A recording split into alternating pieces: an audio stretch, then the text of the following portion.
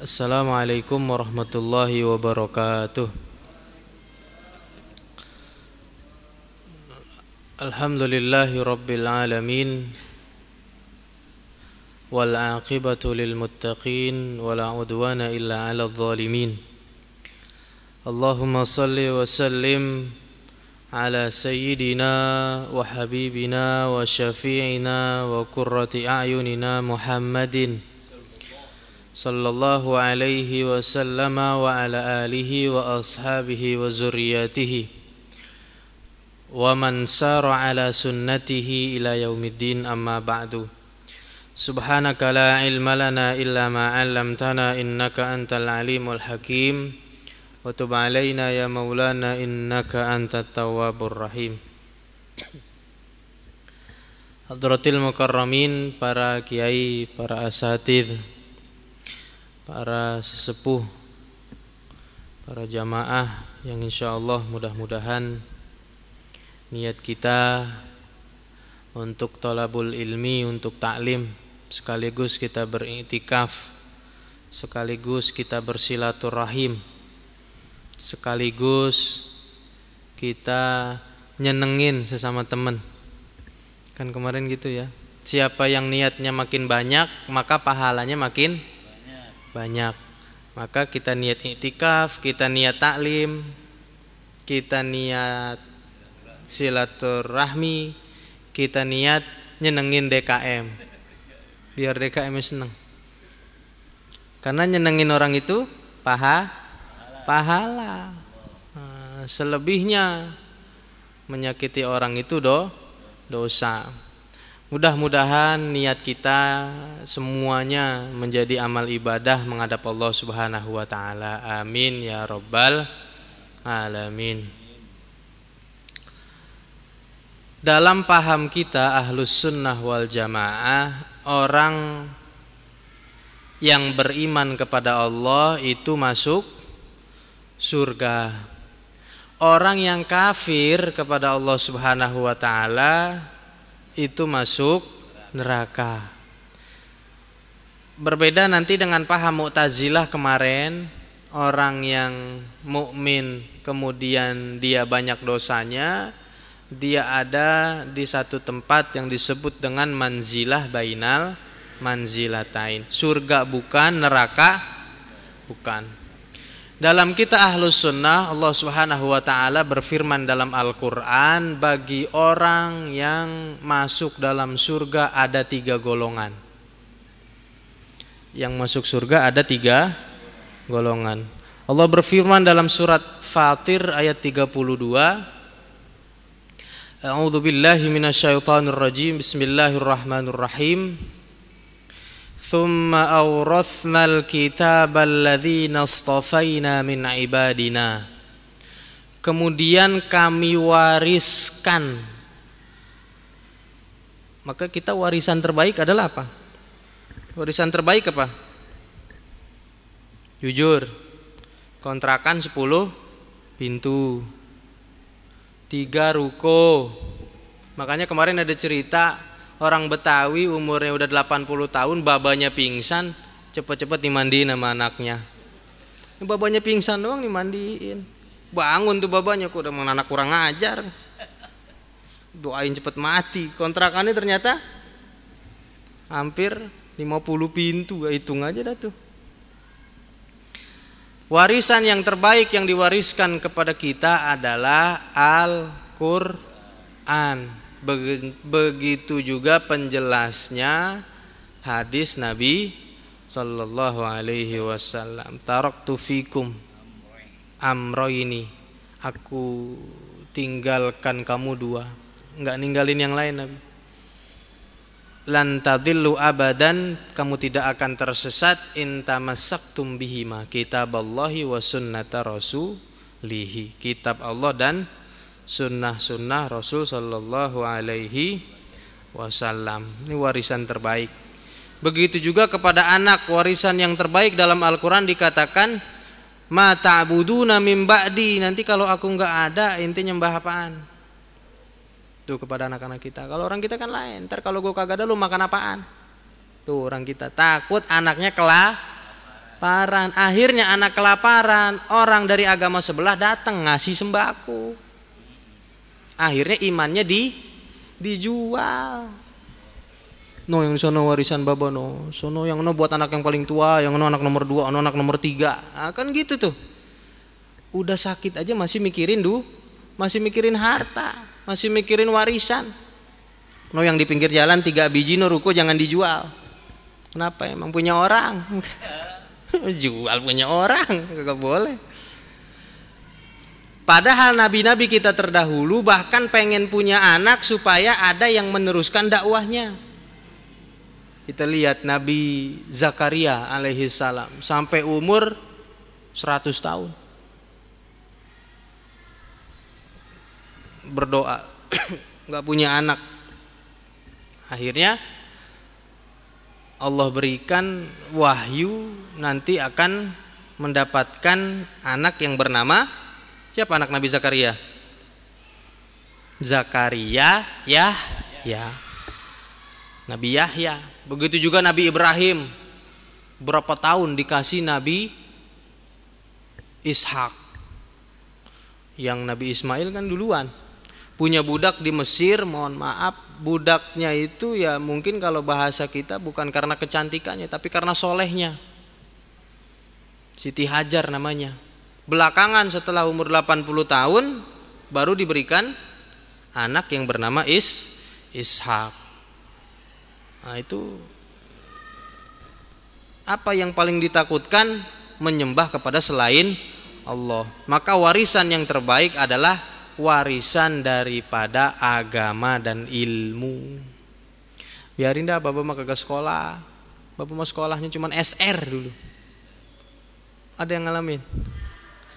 Nah, ini yang sebelah sini kayaknya pada ngalamin nih. SR ya, sekolah rakyat, tahu ya? Nah, berarti kalau yang tahu itu berarti bapak udah tua. Sekolah rakyat dulu. Yang penting anak-anaknya pada ngaji, yang penting anak-anaknya pada pesantren. Tuh kita orang dua tuh dulu tuh. Nggak apa-apa ada jual tanah, yang penting buat masuk sekolah. Nggak apa-apa jual warisan, yang penting buat anak-anak pada ngaji, pada sekolah. Tuh orang tua kita dulu. Jangan kebalik. Kadang-kadang emaknya juga kadang-kadang udah, tong lu gak usah sekolah dah. Lu bapak lu kagak sekolah hidup. Bapak kagak sekolah ya cuman hidup doang, kucing juga hidup. Nah, itu pikirannya apa namanya, mewarisi dzurriatan di'afan, lemah agamanya, lemah ekonominya. Nah, warisan yang terbaik diberikan Allah, wa awrathnal kitabal ladzina astafaina. Siapa yang diwarisi? Alladzina astafaina, yang dipilih. Ini alhamdulillah ya kita dipilih nih. Coba dah pikirin dari sekarang nih. Gimana kalau kita dipilih lahir di Amerika? Coba mikir dah. Kira-kira nih kalau kita lahir di Amerika nih, agama kita bukan Islam, coba kita pikirin. Kita nggak dipilih lahir di Serpong, kita dipilih lahir di Amerika. Orang kaya. Mungkin namanya bukan Haji Ehri lagi, John namanya, Mr. John. Tapi kita dipilih lahir di Serpong sudah menjadi orang Islam. Ladzina astafaina min ibadina. Nah, kemudian belakangan ada 3, faminhum zalimul li nafsih. Ini yang masuk surga. Golongan pertama adalah golongan yang zalim terhadap dirinya. Ini golongan pertama. Surat Fatir ayat 33. Ayat 32. Faminhum zalimul li nafsi, ada yang zalim, udah tahu dikasih sama Allah dipilih yang cakep-cakep. Jadi orang Serpong bersyukur. Dapat kerjaan anu bersyukur. Yang penting kita iman Islam. Tapi dia zalim kepada dirinya. Kata Imam Mustafa Al-Marogi dalam tafsirnya, dia zalim itu lebih banyak dosanya daripada amal solehnya. Judi ya iya, sholat ya kagak, puasa ya kagak. Paling puasa sehari, 2 hari, 3 hari. Ke-4 hari sekali 2-3 kali nggak puasa, lanjut nggak puasa. Zakat ya kagak. Pergi haji Ya pergi haji mah iya, kadang orang kita mah sholat 1, 2, 3, 4 kagak, nomor 5-nya pergi haji. Ini namanya orangnya orang zolim li nafsi. Jadi dia yang haram dikerjain, sedangkan amal solehnya cuman sedikit. Nih golongan pertama orang muslim tapi dia masuk surga juga. Golongan kedua wa minhum muqtasidun, tengah-tengah, punya dosa juga tapi amal solehnya juga banyak, 50-50. Nah, tapi yang muktasid, yang makruh-makruh masih dilakuin, yang mubah-mubah masih banyak dikerjain. Ini muktasid yang tengah-tengah. Makan jengkol masih. Nah, kalau yang ngerokok makruh tuh masih tuh ngerokok tuh. Tuh tengah-tengah tuh. Parah banget enggak, cakep banget enggak, tengah-tengah tuh. Yang makruh-makruh masih. Yang mubah-mubah masih banyak. Asal makan masih 2 piring. Tidur dari jam 7 sampai setengah 3 baru bangun kadang. Tidur masih banyak. Sama duit masih doyan. Nah, ini orang pertengahan. Tapi masuk surga juga, sama. Namanya muqtasid. Muqtasid itu tengah-tengah, 50-50. Tapi yang ketiga, wa minhum sabiqum bil khairati biiznillah. Tapi golongan yang ketiga, sabiqum bil khairat, amalan solehnya lebih banyak, yang makruhnya dia tinggalin, yang syubhatnya dia tinggalin. Tahu syubhat? Abu-abu, ora jelas. Ora jelas itu ya kalau apa namanya, haram enggak, makruh juga enggak, aneh tengah-tengah, namanya syubhat. Apa contoh yang syubhat? Apa contohnya syubhat? Haram kagak, halal juga kagak. Contohnya misalnya nemu duit masih di pekarangan rumah kita. Kalau pekarangan orang lain jalanan ketahuan. Mau dibilang duit orang tapi adanya di rumah kita. Mau dibilang duit kita bisa jadi juga duit. Nah, kalau masih nemu duit di pekarangan rumah sendiri diambil, maka dia masih golongan yang tengah. Ya ancur-ancur banget maka agak lah, sedang lah. Ini model-model kita nih ya. Tapi yang ketiga, yang makruh kagak. Tat makan pete, makan jengkol, tat nggak mau dia. Tat ada duit no tat.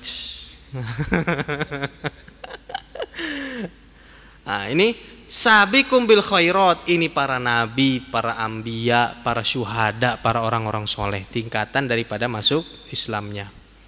Makanya nanti kalau kita baca di dalam Maulid Dibai karangan Syekh Wajihuddin Abdurrahman Ibnu Ad-Diba yang wafat tahun 944 Hijriah. Nah, itu dalam maulidnya dikatakan qulubuhum masahifuhum yahmadunallaha ta'ala ala kulli shiddatin wa rakha thuluthu yadkhulunal jannata bighairi hisab. Sepertiga masuk surga tanpa hisab. Makanya jangan jadi ahli hisab. Kalau pengen nanti tanpa hisab, wah ahli hisab berarti ente hisab dulu sono. Ini kamu hisab nggak? Enggak. 70.000 golongan nanti yang rombongan pertama masuk surga tanpa hisab. Dia nggak lagi ke mizan, nggak lagi ke pertimbangan, nggak dihitung-hitung lagi dah tuh dah. Kalau kita kan dihitung. Dalam Al-Quran kan dikatakan faman thaqulat mawazinuhu, siapa yang berat timbangannya, wa man khaffat mawazinuhu fa ummuhu hawiyah, timbang, wa ashabul yamin wa ashabus shimal. Ini kagak, sepertiga nih langsung masuk ke dalam surga tanpa hisab, rombongan 70.000. Manhum, siapa mereka? Kira-kira siapa?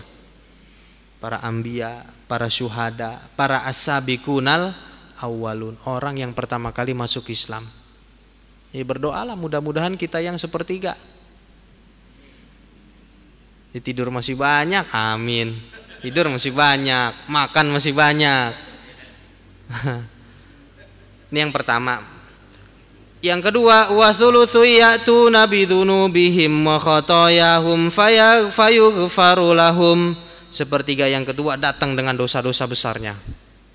Ini golongan kita nih. Tapi ya beriman, tapi ya cinta Nabi, tapi ya kadang-kadang malas, kadang-kadang dosa. Fayughfaru lahum, kemudian insya Allah ampuni. Wa thulutsu ya'tuna bidunubi wa khotoya idham. Yang ketiga, dengan dosa yang paling banyak. Jadi ini yang paling parah tadi, zalimul linafsi, orang yang zalim terhadap dirinya sendiri. Jadi banyakan maksiatnya daripada banyakan dosanya. Padahal kalau kita hitung-hitung, kalau kita melakukan maksiat dicatatnya berapa? 1. Tapi kalau kita melakukan kebaikan dicatatnya 10. Berarti kalau kita melakukan 3 keburukan, kita melakukan 1 kebaikan, maka kita masih plus 7.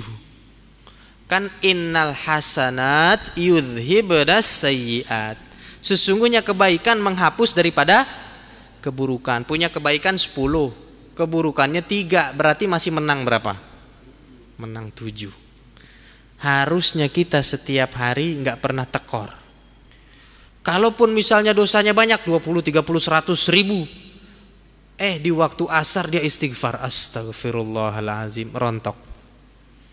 Maka harusnya amalan-amalan baik kita itu lebih banyak daripada amalan-amalan buruk.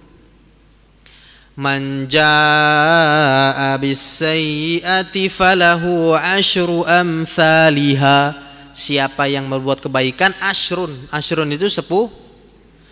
Wa man jaa'a bis-sayyi'ati fala yujza illa mithlaha. Ini Quran cakep kan? Ini 10 enggak, wa man jaa'a bis-sayyi'ati falahu asyru amsalihha, maka 10 juga enggak. Yang keburukan dibalas cuman 1. Maka yang ketiga, wa thulutsu ya'tuna bidunubihim wa khotoyahum fayughfaru lahum. Wa thulutsu ya'tuna bidunubi wa khotoya idham. Fayaqulu Allah ta'ala lil malaikati idhhabu fazinuhum fayaqulu ya Rabbana wajadnahum asrafu ala anfusihim wa wajadna a'malahum minadh-dhunubi ka'amthalil jibal. Lihatin dosanya. Ternyata dosanya ka'amthalil jibal, seperti gunung-gunung Uhud. Seperti gunung, banyak dosanya nih. Ghairu annahum yashhaduna alla ilaha illallah wa anna Muhammadar Rasulullah sallallahu alaihi wasallam, tapi dia bersyahadat. Tuh lihat malaikat. Dosanya segede gunung, cuman 1 ya Allah. Dia ngucapin syahadat. Nah, makanya kalau nanti kita timbang-timbang, kita nggak bakal masuk surga dengan amalan-amalan kita. Kita hitung dah, daripada rahmat Allah, banyakkan rahmat Allah. Makanya nanti di hari akhirat termasuk orang-orang yang beruntung adalah orang yang masuk surga tanpa hisab. Yang kedua, orang yang beruntung orang dosanya banyak tapi dosanya diampuni. Apa yang menyebabkan dosanya diampuni? Cuman karena perkara kecil. Perkara kecil. Perkara kecil itu kalau membawa kepada satu kebaikan besar namanya birrun. Makanya kita kenal birrul walidain. Wa ta'awanu 'alal birri wat taqwa. Kata birrun ini kebaikannya kecil tapi bisa kita masuk surga. Makanya kepada orang tua berbuat baiknya namanya birrun. Birrun itu membawa keredoan orang tua, keredoan orang tua membawa keredoan Allah. Allah kan hadisnya begitu. Ridallahi fi ridal walidaini wa sukhtullahi fi sukhtil walidain. Itu namanya birrun. Yang ketiga, dosanya banyak tapi dia diberi pertolongan. Inilah yang disebut dengan syafaat. Nanti di yaumil mahsyar 3 golongan.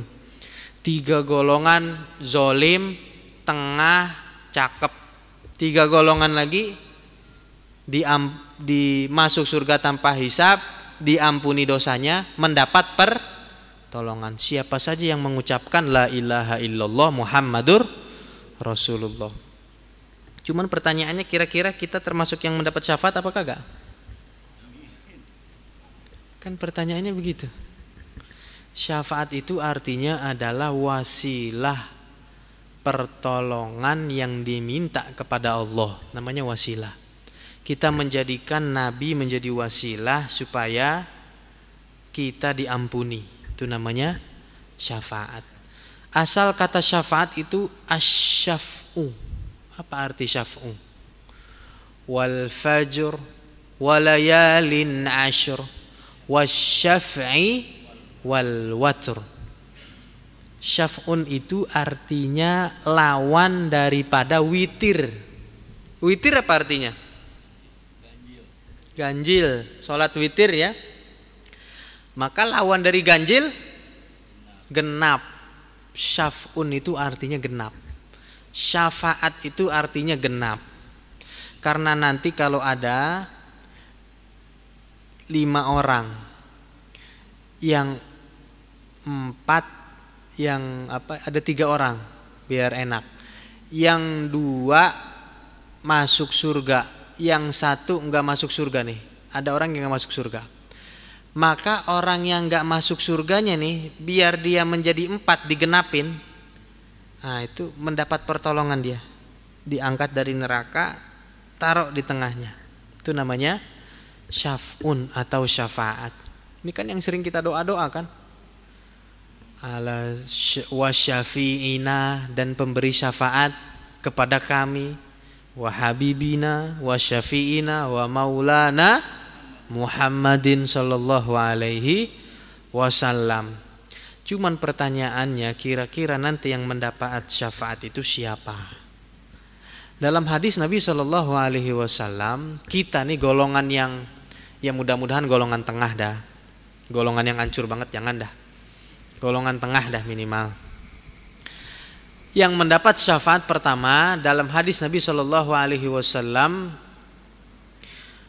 ditanya Nabi sallallahu alaihi wasallam, man as'adun nas bi syafa'atika yaumal qiyamah. Siapa nanti yang bahagia, beruntung?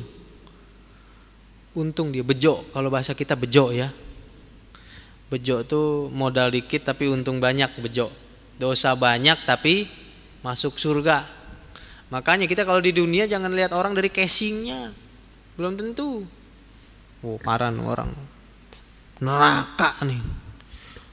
Bapak jangan datang ikut pengajian sana, masuk neraka. Makanya kalau ngaji itu jangan ditakut-takutin, orang malah kabur. Basyiru wala tunafiru, berilah kabar gembira. Wala tunafiru, jangan jadi orang kabur. Lu bocah kalau sholat berisik, lihat nih, besok kagak mau sholat lagi tuh bocah. Jangan, besok kalau sholatnya tertib, Bapak kasih 10.000. Tuh, begitu caranya. Besok kalau puasanya sampai maghrib, nanti hitung berapa hari puasa. Bapak kasih 300.000, sehari 10.000. Tuh. Basyiru wala tunafiru. Siapa orang yang paling beruntung? Kata Nabi sallallahu alaihi wasallam, as'adun nas bi syafaati yaumal qiyamah man qala la ilaha illallah. Siapa yang sering zikir la ilaha illallah. Makanya ini zikir yang paling ampuh. Apaan aja zikirin la ilaha illallah ampuh. Dulu kan saya pernah ceritain tuh santri zikirnya la ilaha illallah. Begitu sarungnya ngalir dulu pernah saya ceritain. La ilaha illallah, dia dipanggil sana. Sarungnya balik. Dipanggil doang tuh. Sarungnya balik. Makanya besok cobain zikirnya udah ampuh apa belum, taruh sarung di bawah kali cidarannya temparin tuh. La ilaha illallah, balik apa kagak? Berarti zikirnya belum ampuh. Ya wong zikirnya baru kemarin, zikirnya baru dikit, baru kemarin. Orang kita kan pengennya begitu, instan. Kalau bisa sekarang ngaji besok jadi kiai. Kalau bisa. Orang kita tuh pengennya jualan sekarang, besok udah pengen untung gede. Padahal nggak bisa instan. Istiqomah, disitulah kekuatannya, disitulah rahasia Allah pada istiqomah. Makanya sering la ilaha illallah. Makanya kan dalam hadis yang lain, afdhalu dzikri fa'lam annahu la ilaha illallah. Apalagi ngelarang-larang orang tahlil. Kalau tahlil la ilaha illallah ngeri. Orang kalau berbuat baik, kalau kita nggak bisa berbuat baik udah diem aja. Tapi jangan nyampe kita orang mau berbuat baik kita larang. Apalagi dia punya ide-ide yang bagus, ya di masjid kayak di mana jangan sampai. Biasa kan orang kita begitu ya. Kemarin saya ceritain kalau ada satu pohon buahnya warna hijau semua, ada satu buah warna merah, yang kelihatan yang warna mana? Merah, hijaunya nggak kelihatan. Tuh orang kita begitu. Ada yang bau dikit aja ribut, padahal wangi dari tadi nggak, bau dikit, bau apa nih? Padahal dari tadi wangi, diem aja dia. Jangan nyampe. Maka yang pertama amalan yang insya Allah dapat syafaat adalah orang yang sering zikir la ilaha illallah. Yang kedua insya Allah akan mendapatkan syafaat Nabi adalah orang yang sering membaca sholawat. Idza sami'tumul muadzina fayaqulu mithla ma yaqul tsumma shalla alayya salatan, kata Nabi, kalau dengerin azan ucapin yang diucapkan oleh muadzin. Allahu akbar, Allahu akbar, Allahu akbar. Saya nggak bisa tuh nadanya siapa? Nadanya Mas Robi saya nggak bisa. Saya bisanya azan Mekah, azan Mekah, azan Madinah, enak banget tuh. Allahnya yang panjang. Allah. Tiba-tiba kita udah tahu panjang aja. Allahu akbar, Allahu akbar. Nah, udah ntar saya ngazan aja dah. Nah. Summa shalla alayya sholatan, kecuali pada hayya 'alas shalah, hayya 'alal falah. Kita ucapkan apa? La haula wala quwwata, atau as-salatu khairum minan naum. Kita ucapkan shadaqta wa bararta wa ana 'ala dzalika minasy syahidin. Makanya jangan habis azan baru bangun. Bangun sebelum azan, la ilaha illallah, baru azan. Belum juga qomat. Udah qomat, Allahu akbar, belum juga takbir. Imamnya belum takbir. Udah takbir baru juga baru rakaat 1. Baru rakaat kedua belum juga salam.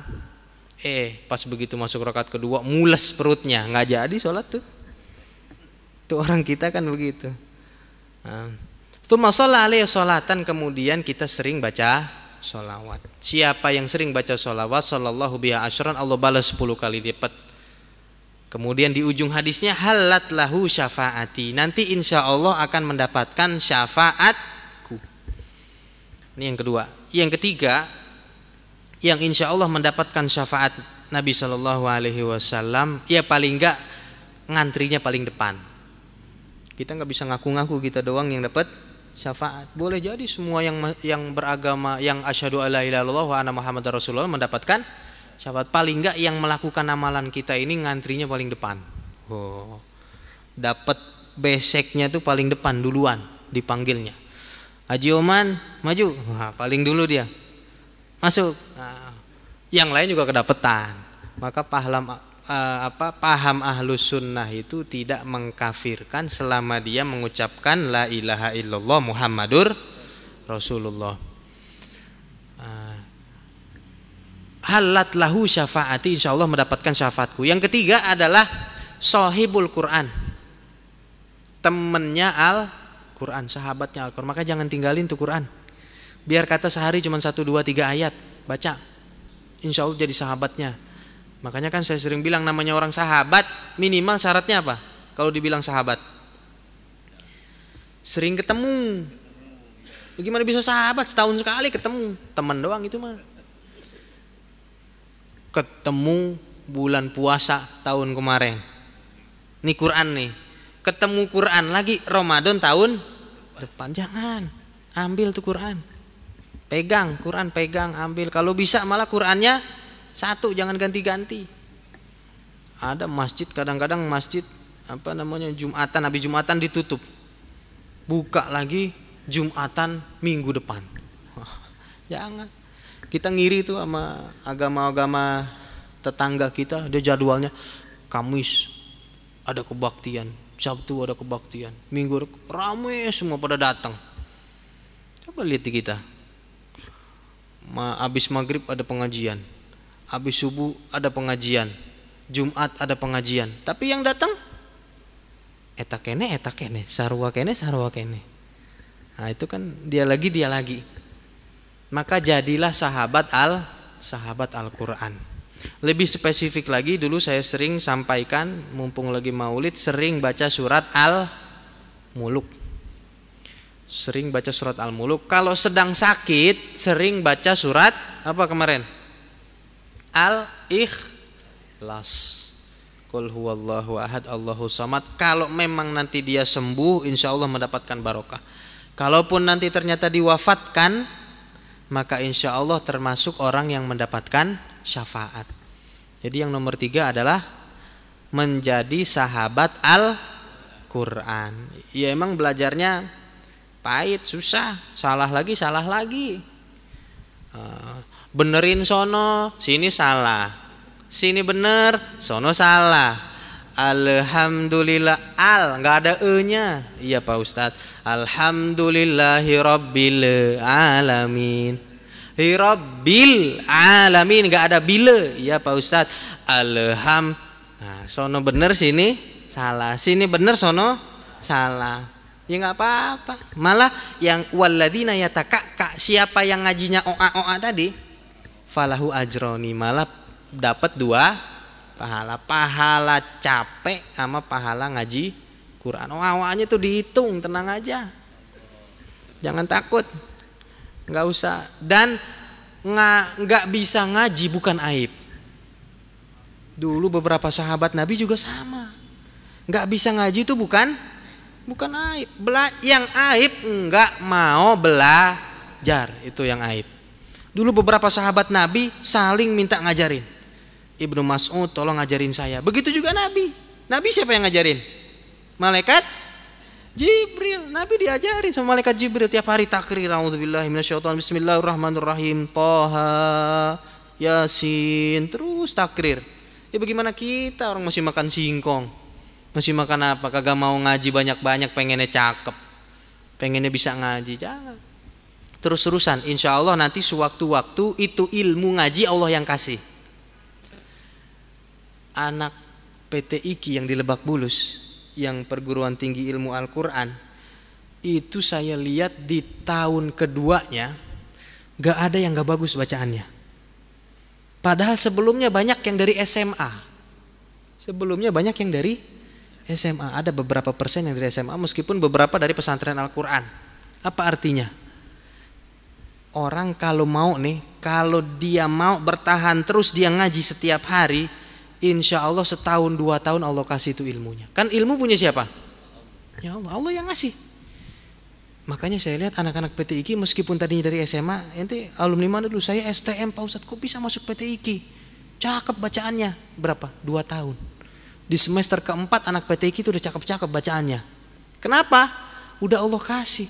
Senin dia ngaji, Ibaratnya kita minta duit sama emak kita, Senin dia minta beliin sepeda dong sepeda daripada butut nih orang-orang sepeda daripada bagus pagi-pagi daripada goes, saya sepeda masih begini aja Senin belum dibeliin, Selasa Rabu kira-kira 2 bulan aja tuh pusing tuh bapaknya kupingnya udah beliin dah daripada ribet. Kan begitu. Senin dia ngaji, ya Allah mudah-mudahan bisa ngaji. Selasa dia ngaji, kata malaikat udah kasih dah. Akhirnya di tahun kedua dia bisa ngaji. Itu nomor 3 ngaji. Nomor 4 puasa. Al-Qur'anu was-shaumu yashfa'ani li 'abdin yaumal qiyamah. Puasa ini bisa menjadikan orang nanti mendapatkan syafaat. Wabil khusus kata ulama, puasa Senin Kemis yaitu sunnahnya Nabi. Nanti kelihatan siapa orang yang sering wudhu, yang sering puasa tuh kelihatan di padang mahsyar. Nanti gerombolan tuh sini duluan. Nah tuh kelihatan puasa Senin dan Kamis. Yang nomor 5 insya Allah yang bernilai amalan daripada mendapatkan syafaat Nabi Shallallahu Alaihi Wasallam, bergaul dengan orang-orang yang soleh. Karena kata Nabi, mamin muslimin yamutu, siapa orang Islam yamutu meninggal, fayakumu ala janazatihi, kemudian disolatkan oleh jenazah arba'ina rojulan la yusyrikuna billah, 40 orang yang soleh. Jadi ada orang mati meninggal kemudian disolatkan oleh 40 orang yang soleh. Illa, kecuali orang muslim tersebut syafa'ahumullah, mendapatkan syafaat. Pertanyaannya, kira-kira kita nanti kalau mati ini disolatin sama teman-teman yang soleh apa kagak? Kamu tanya ini begitu. Kalau kita tiap hari bergaulnya bukan di masjid, kalau kita tiap hari bergaulnya bukan dengan orang-orang soleh, siapa yang mau sholatin? Enggak ada. Ntar imamnya juga imam tembak, supir tembak. Oh, banyak dosanya Pak Ustadz, harus pakai ruku nih, kan ceritanya begitu dulu. Ada imam sholat jenazah pakai ruku, pas selesai kenapa? Ini jenazah banyak dosanya, perlu sujud. Yang biasa-biasa emang enggak. Supir tembak kan itu imamnya. Kalau bisa imamnya sepuh kita, kiai kita, kemudian orang-orang pada datang, itu kan enggak bakal orang mau datang kecuali satu, teman kita orang-orang soleh. Dua, kita sering membuat manfaat kepada orang-orang soleh. Kita sering bawain makanan, kita sering nih kira-kira di masjid butuh apa nih, kira-kira apa yang kurang nih, bermanfaat. Makanya kan hadis Nabi, khairun nas anfa'uhum linnas, sebaik-baik manusia di antara manusia anfa'uhum, bukan atqakum, bukan yang paling bertakwa. Tapi kalau yang di sisi Allah, inna akramakum indallahi atqakum, bukan di antara manusia. Kita nggak bisa ngukur ketakwaan di antara manusia. Oh, ini takwa nih, sorbannya paling banyak, belum tentu. Ini udang-udangnya paling tebal, belum tentu. Makanya ukuran di antara manusia, ukuran di antara kita bergaul di masjid, antara DKM, antara jamaah, adalah siapa yang paling bermanfaat. Kalau nggak punya duit, kita minimal kita dukung. Oh, duitnya belum punya Pak Ustadz, kita dukung programnya. Oh, kalau ada, makanya saya sering pesan kalau ada orang pengen bilang satu kebaikan, jangan sekali-kali kita bilang no. Kalaupun kita nggak bisa ngebantu, kita cukup diam. Mohon maaf, saya belum bisa ngebantu sekarang, saya mau pulang kampung. Kalau bantu dengan duitnya, ada duitnya, bantu dengan duitnya. Nggak ada duitnya, bantu dengan jasanya. Jasanya nggak ada, bantu dengan doa. Makanya kalau ada orang mengutarakan satu kebaikan, kalau perlu kita ikut. Makanya Pak Ustadz saya pengen gini, ayo Pak Ustadz kita pengen ada marhaban dan hadroh, cari duitnya, beli hadrohnya. Sekarang udah pada bisa apa belum? Yang penting ada dulu, yang penting niatnya dulu kan. Makanya kalau ada kebaikan, kalaupun kita nggak bisa, minimal kita doain. Minimal kita kalau bisa sumbang ya sumbang. Maka yang nomor 5 adalah orang yang disolatkan oleh 40 teman-teman yang soleh. Dah, mudah-mudahan ini kita termasuk golongannya, paling nggak golongan yang tengah, tapi dapat ampunan. Kita golongannya ya susah, kita kadang-kadang yang makruh masih kita kerjain kan, yang ngomong juga sama nih. Yang ngomong juga sama nih. Yang ngubah kita masih demen banyak, yang ngubah makan masih banyak. Sama berkat paling gede, apalagi ustadz. La ilaha illallah, saya pernah lihat ustadz itu bawa berkat kanan kiri, kerupuk sebelah kanan, ini sebelah kanan, ngumpreng. Ya bawain kayak ke rumah. Udah tahu ustadznya bawa motor, berkatnya banyak banget. Paling enggak kita yang tengah tapi mendapatkan ampunan. Yang kedua, paling enggak kita yang tengah tapi mendapatkan syafaat. Jangan lupa, jangan kepedean. Karena kita ini makhluk Allah yang lemah. Kita jangan sombong. Termasuk corona kemarin, jangan sombong. Corona mah kecil, jangan. Kita boleh, kita nggak percaya boleh. Kita tetap ke masjid boleh, tapi di hati, ya Allah, saya ini orang yang hamba yang lemah ya Allah, nggak ada apa-apanya di sisimu ya Allah. Paling nggak kita yang dapat pertolongan. Gimana caranya? Ya minimal kita usaha yang tadi. Apa nomor 1 tadi? Sering zikir la ilaha il. Yang nomor 2, banyak baca sholawat. Nomor 3, menjadi sahabat Al-Quran. Nomor 4, banyak puasa. Yang kelima, bergaul dengan orang-orang soleh. Mudah-mudahan kita yang termasuk hamba-hamba Allah yang masuk surga dengan ya macam-macam amalan-amalan kita dan dosa-dosa kita diampuni. Ada pertanyaan satu aja sebelum azan. Bismillahirrahmanirrahim. Ya.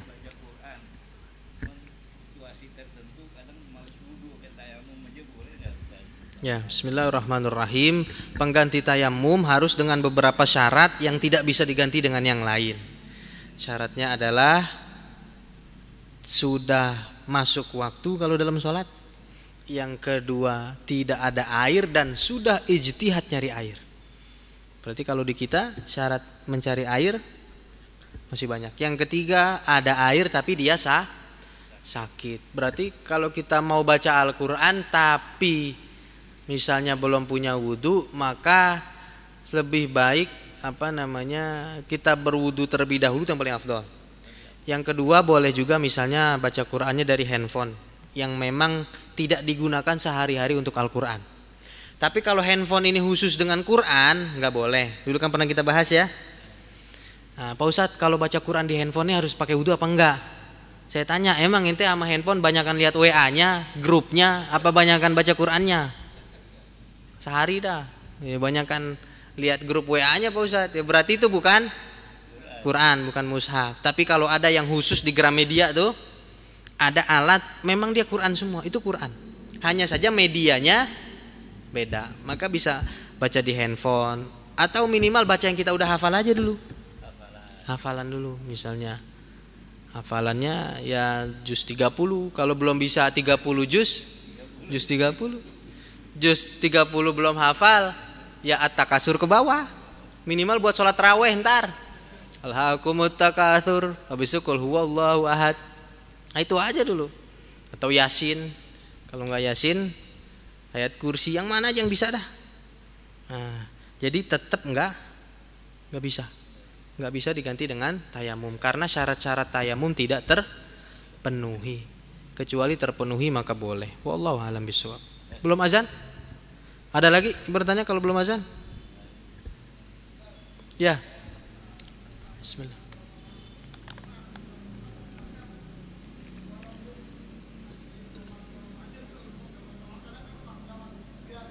Ya.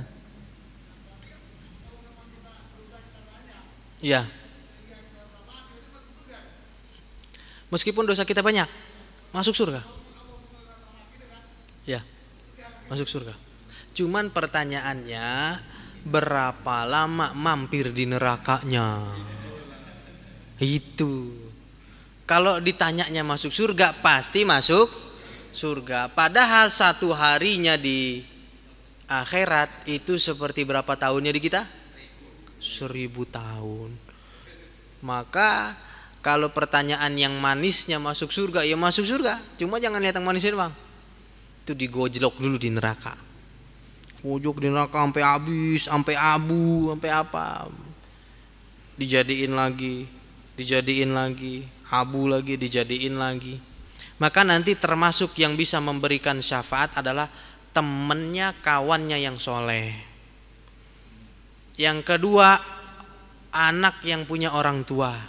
Anaknya soleh, punya orang tua tengah-tengah. Kan digojlok dulu tuh orang tuanya di neraka kan. Anaknya mau masuk surga, pas mau masuk, enggak. Masuk kata Allah, enggak, masuk illa abi wa umi, kecuali emak dan bapakku. Mbak bapak lu kemana? Di neraka. Lu cari sana neraka. Dicari tuh emak bapaknya tuh. Koret-koret, mak, mana mak, pak. Wah, ada di pojokan emaknya. Bapaknya pojok sebelah sana, mak, ayo masih ini mak. Itu bisa. Yang kedua, teman kawan yang soleh. Teman kita yang soleh ini biasanya tiap hari sholat habis isya bareng, taklim bareng. Tiba-tiba di neraka, ente pada nggak ngelihat aneh. Ustadz Farid kemana nih? Ntar kalau lihat aneh nggak temuin di surga, cari aneh di surga ya. Cari aneh di neraka. Ustadz Farid mana? Ternyata ada di neraka. Ntar bawa aneh ke surga. Jadi orang yang la ilaha illallah Muhammadur Rasulullah masuk surga. Cuman pertanyaannya berapa lama dia di neraka tergantung daripada dosanya. Tetap ujungnya masuk surga. Wallahu a'lam bishawab. Ada lagi? Ada? Kalau setelah ditimbang lebih berat pahala Ustaz ditimbang dosa. Ya. Itu masuk neraka dulu atau enggak? Tetap masuk neraka. Jadi tidak ada orang yang tidak punya dosa. Jadi apakah nanti dosanya diampuni atau tidak, itu 100% daripada irodahnya Allah. Tapi kita meyakini bahwa kalau kita punya dosa pasti masuk neraka dulu. Tuh yang menjadi keyakinan kita. Jangan keyakinan dibalik. Ntar juga diampunin. Nah gitu. Salah. Padahal nanti satu harinya aja 1000 tahun. Masya Allah, begitu dahsyatnya. Bahkan Nabi SAW dan para sahabat ketika mendengar ayat azab selalu nangis. Karena ngerti. Kita makan cuek-cuek bahaya. Karena kagak ngerti. Karena nggak tahu betapa dahsyatnya akhirat. Wallahu a'lam bishawab. Mudah-mudahan kita termasuk hamba-hamba Allah yang mendapatkan syafaat. Dosa-dosa kita diampuni. Sehingga kita termasuk orang-orang yang bahagia mendapatkan syafaat Nabi sallallahu alaihi wasallam. Wallahu a'lam bishawab. Assalamualaikum warahmatullahi wabarakatuh.